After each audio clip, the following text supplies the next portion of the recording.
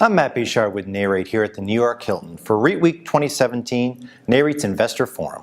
Joining me today is John Thomas, the President and CEO of Physicians Realty Trust. John, thanks so much for joining us. Thanks, Matt. Now, during the first quarter, your company made nearly $250 million in investments that you described as some of the best that the company's ever made.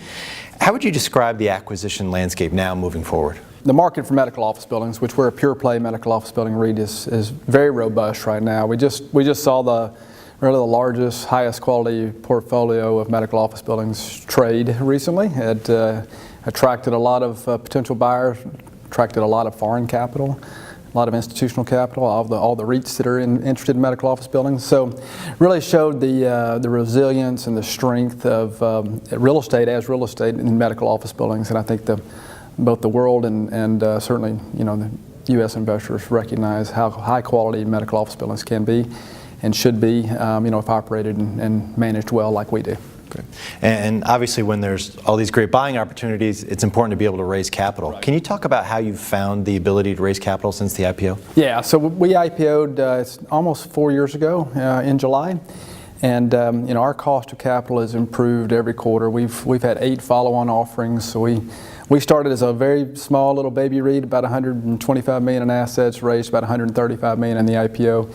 Since then, we've raised over $2 billion in equity, always at a progressively higher valuation. Today, we're trading close to our all-time highs at a very nice multiple. We could trade at a higher multiple, and so focusing on higher quality assets. So we're a little over $3.5 billion in assets today. So the amount of equity pouring in, as I mentioned before, and from foreign sources, from typical REIT investors, couldn't be better.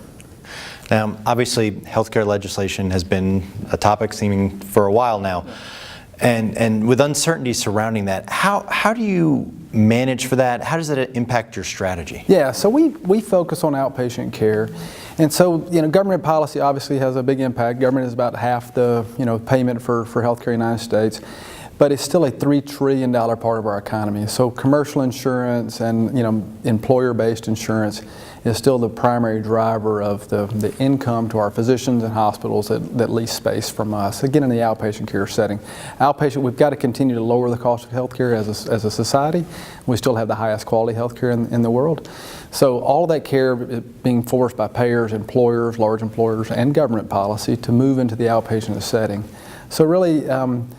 Changes to the Affordable Care Act, modifications, improvements. I think both parties agree there's opportunities to improve it and to create more insured opportunities, and frankly figure out ways to expand the Medicaid program without bankrupting both the country and the trust fund. So certainly changes would be helpful, but in the near term there's no negative impact on our business.